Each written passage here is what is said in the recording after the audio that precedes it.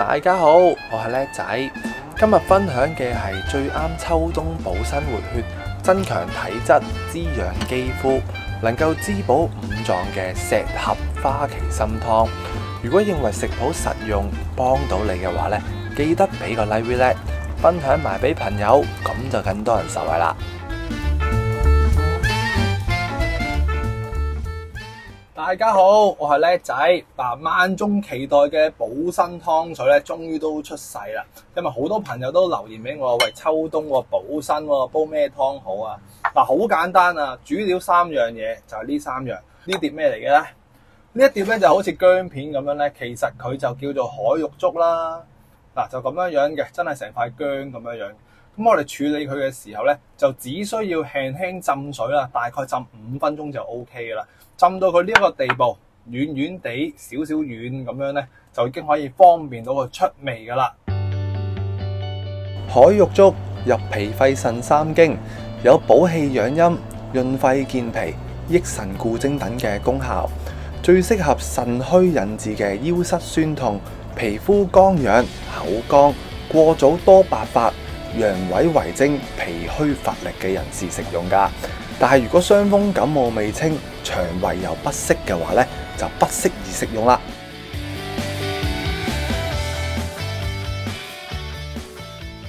認識完好似薑片咁嘅海玉竹之後呢，我哋就準備定一碗花旗參啦。咁買花旗參嘅時候呢，就要注意係咩呢？咁我哋喺藥材鋪買花旗參啦，佢會開個袋俾你睇下咁樣樣噶。咁當佢一開袋嘅時候咧，基本上咧，你最少都要聞到呢啲花旗參有甘香嘅味道先至好買啊。因為有啲擺得太耐咧，佢個味道咧會走咗，咁我哋咧就個功效就會差少少啦。咁我哋處理佢嘅時候咧，只需要輕輕沖洗一下，咁就已經可以備用噶啦。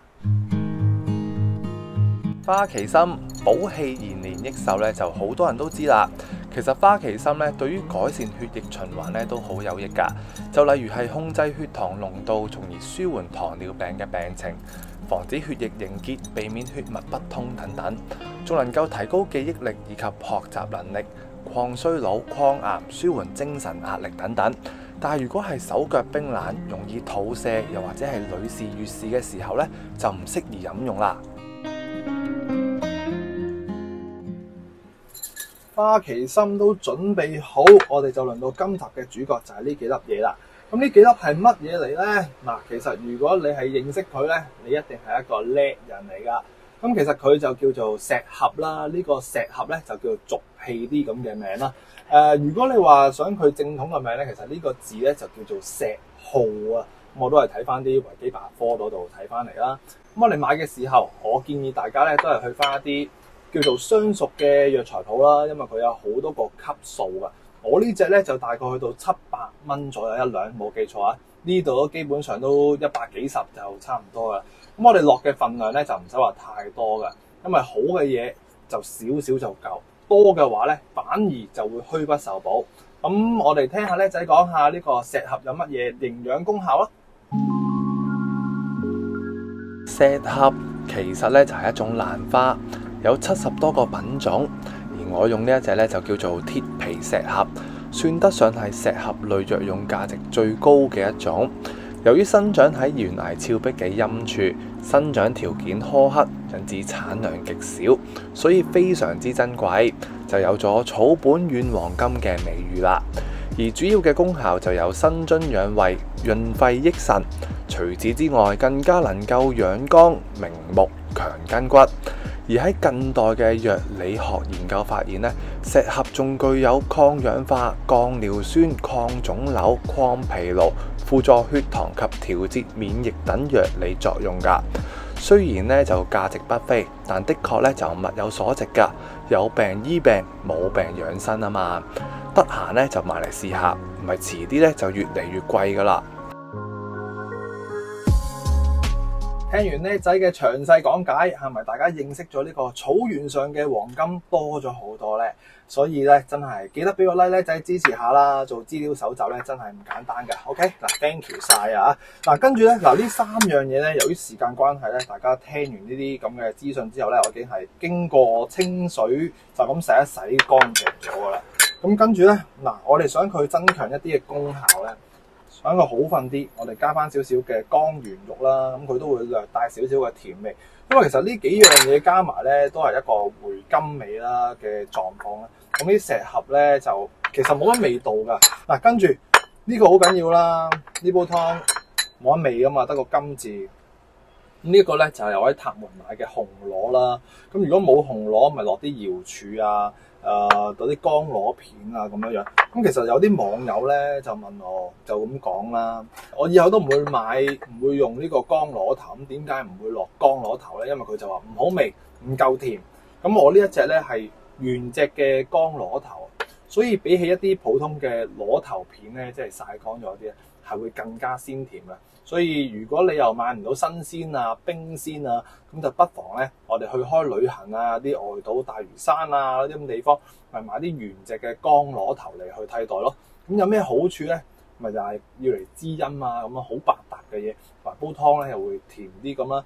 嗱，咁我哋洗乾淨咗呢啲原個螺頭咧，有啲人咧就話唔使浸佢嘅，咁我咧就會繼續保持住浸嘅。咁洗乾淨咗之後就浸啦，浸完啲水就搞成咁啦。咁呢一灘水咧，我就會倒埋落去煲湯，咁樣咧，因為浸出嚟嘅味道咧，就係一啲好似我哋浸瑤柱咁啫嘛，啲鮮甜味喺晒呢度，所以由得佢浸住先就冇所謂。啲水記得留翻去佢，如果唔係嘥咗呢啲原隻嘅乾螺頭噶啦。OK， 咁依家手頭咧就準備咗呢5樣嘅食材啦，咁夠唔夠味道啊？咁都係嗰句啦，你都係得個鮮味，鮮味又得個螺又唔夠味啊嘛。咁我咧就買咗件細嘅豬展落去啦。咁豬展有個好處咧，就係啲營養啊、蛋白質嗰啲會好啲。所以如果你話病後康復啊、增強一啲嘅體質咧，就會用豬展嚟去煲咯。係啊，咁你其實如果你話想唔咁肥嘅，咪整翻嚿瘦肉落去煲咯，冇所謂嘅。不過如果我哋話攞嚟去補身啊、養好個身體啊，多啲營養價值啊。咁樣咧，我哋就準備件豬展啦。咁樣咧，煲湯又會甜啲。咁如果你係食齋啊咁樣，咁咪用翻啲栗子肉啊，或者係一啲嘅腰果啊嚟去替代肉嘅味道。咁煲湯咧就會甜啲啦。咁我哋而家咧就要去飛水。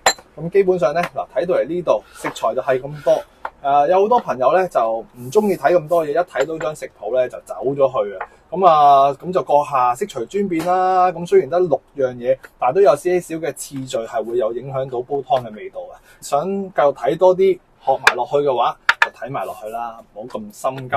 OK， 到咗出水嘅時候，嗱，我哋今次咧就有2款嘢需要出水啊。咁有啲人咧可能會見到呢個乾螺頭就唔出水咁樣啦，咁啊各施各法，就冇話一定嘅。OK， 嗱，就自己啦。嗱，我自己咧個先後次序咧，我就覺得螺頭咧就要落去先嘅，所以我就會輕輕出一出水。咁我哋最緊要記得一樣嘢，就唔好連埋啲水啊倒埋落去。如果唔係，佢啲鮮甜嘅味道咧就已經係盡失啦。咁啊輕輕高溫消毒翻佢10零20秒啦，咁啊拖一拖就 OK 啦。咁都係將佢啲表面咧灑完嘅啫，咁我哋落翻落煲水度，咁就一啲都唔會嘥，又乾淨衞生，咁先食得安心啊嘛。因為話晒呢啲乾料咧都係喺個太陽底下曬出嚟啊嘛。嗱，跟住咧就將嚿豬展飛一飛水啦。咁啊唔好咁執着啦，凍水飛同埋熱水飛嘅，之前我都講過好多次嘅，所以都唔講啦。咁啊有興趣去執着呢啲嘢嘅話，記得睇我之前啲片，咁啊又賺多唔少廣告錢咁啦。OK， 嗱，咁我哋變翻白色咧就起得㗎。今次嘅水量就2500毫升水啦，因為咧我哋今次呢煲湯嗰啲材料咧都唔係話好受水嘅，同埋我哋今次咧就係煲一啲上乘嘅藥材，所以最好都係用翻一啲康寧煲啊、玻璃煲啊，甚至乎砂煲啊、瓦煲咁啦。最好就係唔用不鏽鋼，咁樣咧就唔會有機會有毒性釋出啦。咁如果怕寒涼啊嘅話咧，就不妨落翻啲薑片落去啦。咁我哋而家咧就落啲材料落去先，咁啊記得連埋啲水一齊落去咯。加晒啲材料落去，第一時間就冚翻個蓋。咁啊到佢水滾起，較翻個細火煲1個半鐘頭至到2個鐘頭就 OK 噶。咁到咗臨尾嘅15分鐘咧，我哋先至加翻呢啲花旗參同埋落翻些少鹽落去。咁呢個咧就係呢煲湯最緊要嘅嘢啦，因為咧呢啲花旗參只要受住一個長時間咁去烹煮，咁佢嘅甘香嘅味道咧就會散晒，就冇咗回甘嘅感覺噶啦。呢一個咧就係呢煲湯嘅重點啦。所以咧有時就俾多些少耐性啦，聽埋落去咧，梗有多少嘅得着嘅。OK 嗱，因為叻仔做嘢都要啲時間噶，所以俾耐性啦。好快又個半鐘頭啦，咁大家咧正常嚟講啊，我而家咧就會聞到有啲花旗參嘅味道啦，同埋一啲嘅螺頭嘅香味喎，真噶。不過當然就要睇翻你隻螺頭夠唔夠即係原隻個螺頭啦，香啲。OK， 嗱咁我哋開嚟望下先。咁而家呢一煲湯個湯色咧就係咁噶啦，微微地咁啊帶少少黃色啦，咁都好清嘅。咁有輕輕嘅些少油光啦，咁呢啲就係豬展嘅油光，所以亦都會香上加香啦。嗱，頭先啱隻螺頭就係咁樣樣咯，原隻嘅螺肉。咁啲石盒咧，你會見佢煲散咗噶。攞隻筷子先嚇。嗱，石盒就係咁嘅樣噶啦。咁原本咧佢就唔係扭麻花咁成啲螺絲咁嘅，原本就直不甩嘅。咁當你新鮮嘅時候咧，有時街市咧都會見到有新鮮嘅石盒埋，就係一條直身啲。呢啲咧就係煲完咗之後咧就會直咗。咁食落去嘅時候咧，會有輕輕嘅潺咁樣樣，同埋會有少少嘅草味咁樣樣嘅，係啊，好得意嘅。咁呢煲湯嘅味道咧就會都係甜甜地啦，會有少少草味嘅。OK， 嗱咁啊更加要有陣螺肉味啦。咁今集呢煲湯水咧就已經完成咗噶啦。咁如果中意今集嘅分享咧，就記得俾個叻仔啦，支持下本地嘅 One Man Band 創作啦。另外，如果想繼續睇多啲湯水啊、煮嘢食嘅食譜啊，有啲咩提議俾我咧，不妨就留言俾我啦。咁我就會有專人咁去回答你噶。咁嗰個專人都係我嚟嘅啫。OK， 嗱咁我今集嚟到呢度啦，咁我哋下集再見噶啦，拜拜！快啲煲嚟飲，好滋補噶，又養生。